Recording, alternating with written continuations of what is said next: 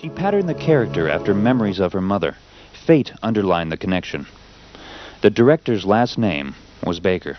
When I first went to America in 1950, the producer of it rang me up and said, "We've got this script, and will you read it?" And so on. Well, I read it, and I thought it was absolutely marvelous. Marilyn's stage fright was so intense, she would vomit before coming onto the set and cower in her dressing room, keeping co-stars Anne Bancroft and Richard Widmark waiting. I didn't like it, but professionally, if something collapses or goes wrong or somebody's ill or whatever, and then somebody else has to step in, and so I did. Natasha Lattès remained on the set, coaching Marilyn through each scene.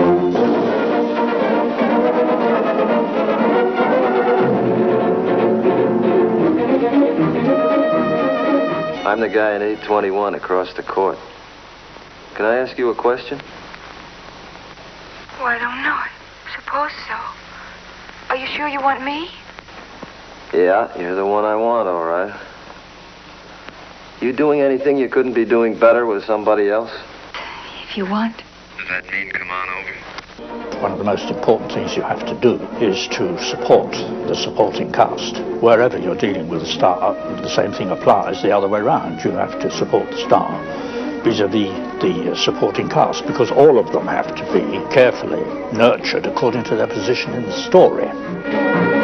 When I stepped into that room, I ran smack into an adventure you don't forget in a long time.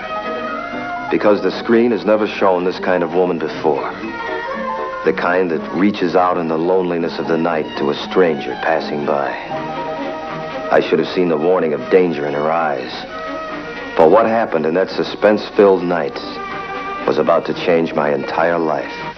Why didn't you tell me you were working here? I'm not. I'm just doing it for tonight. Yeah, I know. You're an heiress. Tomorrow morning, you ride through your estate. Side saddle. She made you say that. I can't figure you out. You're silk on one side and sandpaper on the other. I'll be any way you want me to be. Why? Why is it so important? Because I belong with you. Pat, it's 8:09. I'm frightened. I think something's happened.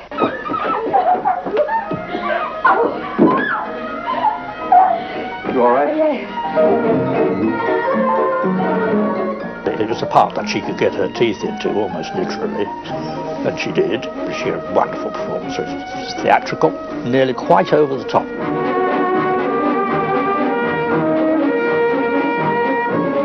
And she did it very well, too.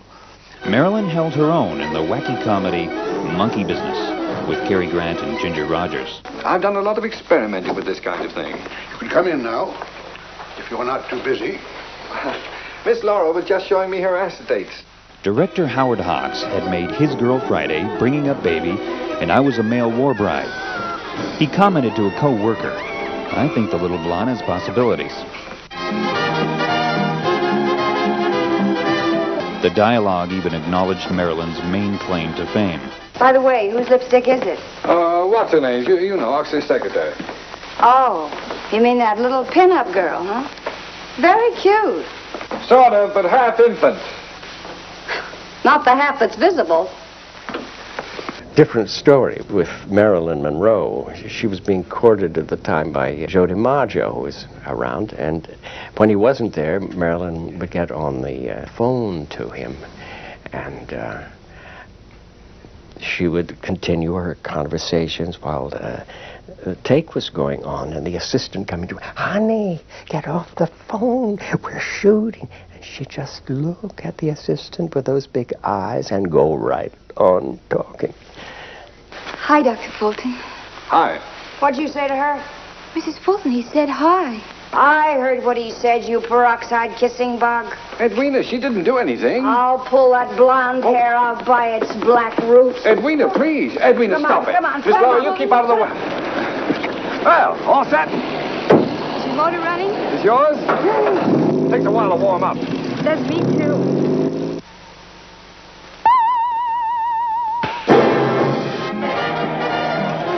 Promoting the film as Grand Marshal in a beauty contest parade in Atlantic City, her low-cut dress outraged some local officials.